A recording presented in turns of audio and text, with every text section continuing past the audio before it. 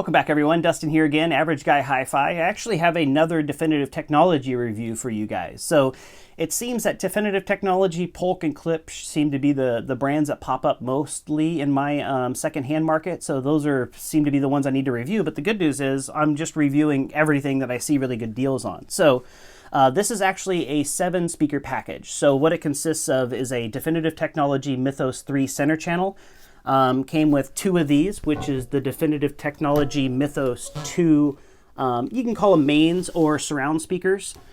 And then also came with Definitive Technology Mythos 4 towers, which I'll show you out there. And then it came with 2 of these, which are the Definitive Technology Mythos 6 speakers. So all of these are very similar in design. They use a 1-inch pure aluminum dome tweeter. They have around basically the frequency response on the 6s is the least. It's 89. Frequency response of 89 dB. And then the 2s and the 3s, which is the center channel and the big surrounds, those have a frequency response of 91 dB. And they're all 8-ohm speakers. And they recommend about 200 to 225 watts, somewhere in that range, kind of on the high end for the power handling. And then you know, they're basically, they all have that aluminum cabinet, so they all blend beautifully. They have the same tweeters. The towers, the Mythos 4s and the Mythos 2s and the 3, the center channel, all have the 4.5-inch woofers in them. And they also have passive radiators. And again, I've mentioned these before, but this right here with the little screw in it, that's actually the passive. And then there's the woofers, the 1-inch dome aluminum tweeter, and then the back of the cabinet right there.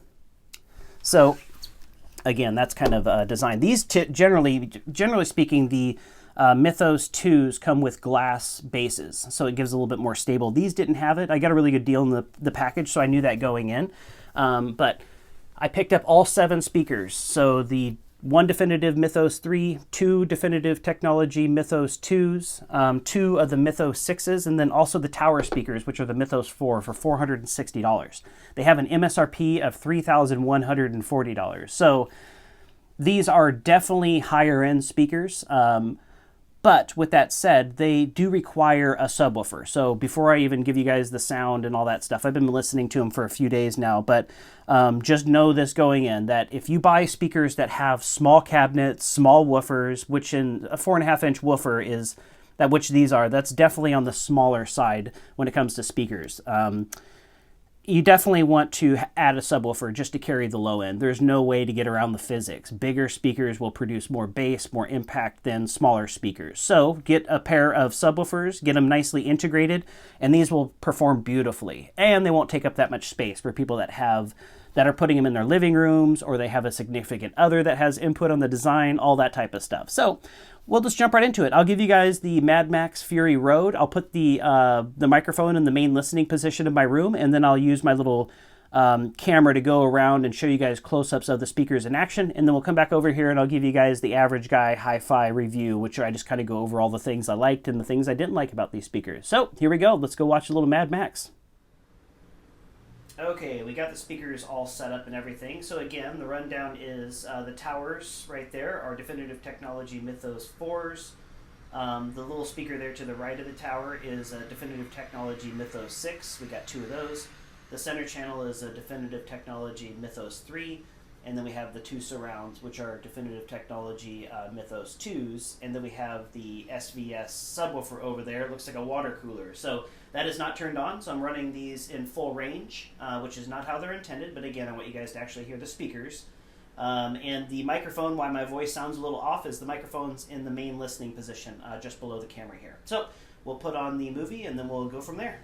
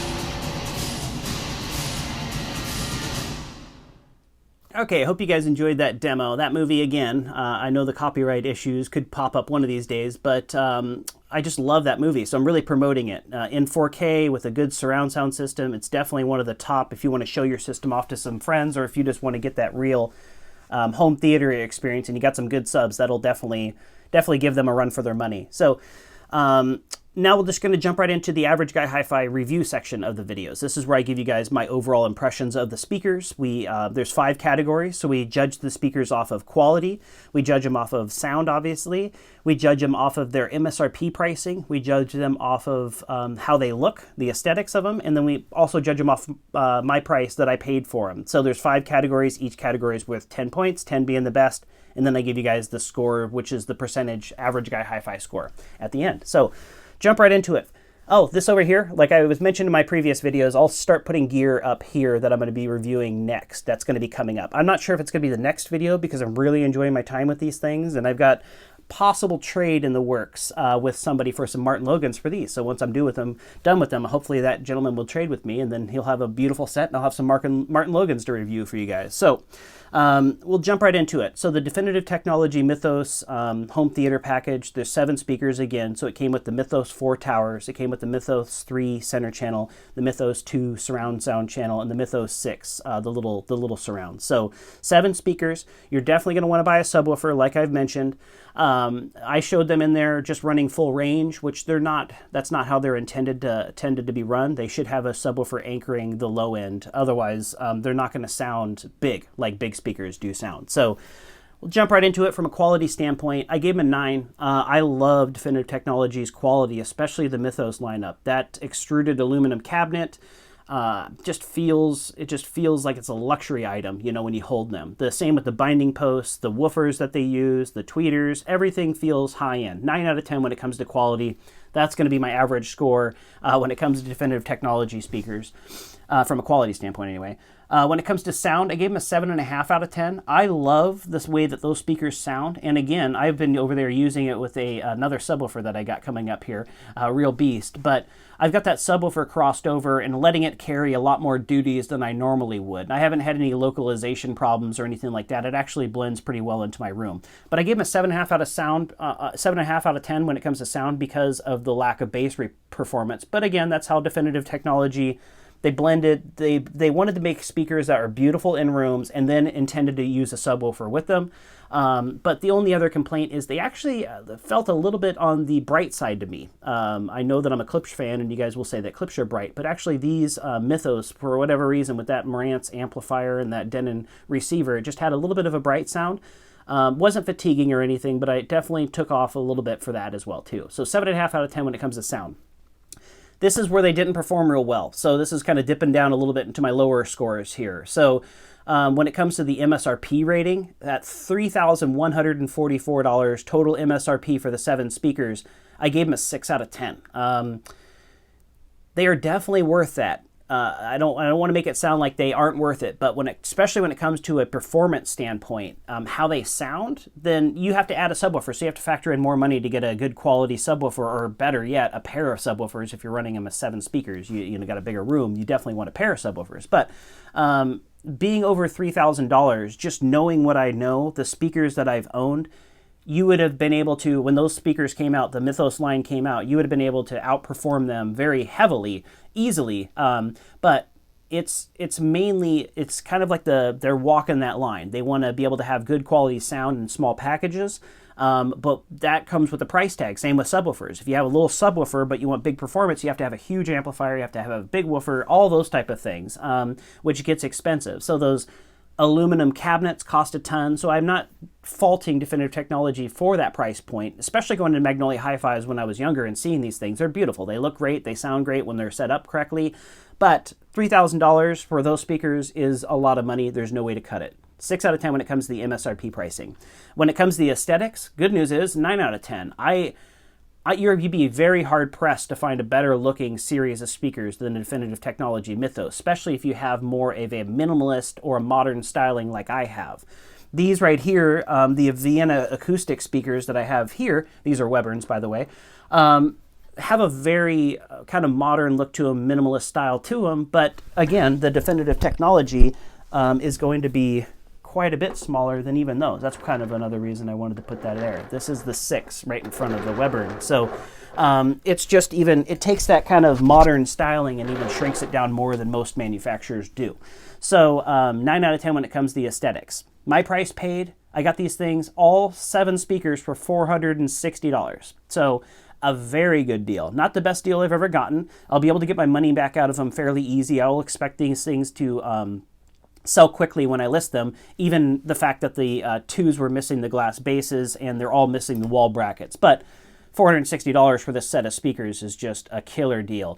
8 out of 10 when it comes to my price paid. So again, we got quality at 9. We got the sound at a 7.5. We got the MSRP pricing at a 6. We got the aesthetics at a 9, and we got my price paid at an 8. That adds up to 39.5, and that is a 79% average guy hi-fi score. So I'm going to continue to buy Definitive Technology speakers whenever good deals come up. In fact, some of the best speakers I've ever owned were Definitive Technology. I love those Mythos ST Super Towers. I've owned the, I think they were the BP 2001s, which were like it had a Super Cube amplifier and 12-inch woofers on it. And those things, you know, it's just the bass performance and how large they sound. I sold those to somebody that had very expensive speakers, B&W, I think they were like, I don't know, $10,000 B&Ws, and he preferred the sound of those Definitive Technology towers that I sold him over those B&Ws. So it's kind of a brand known for high quality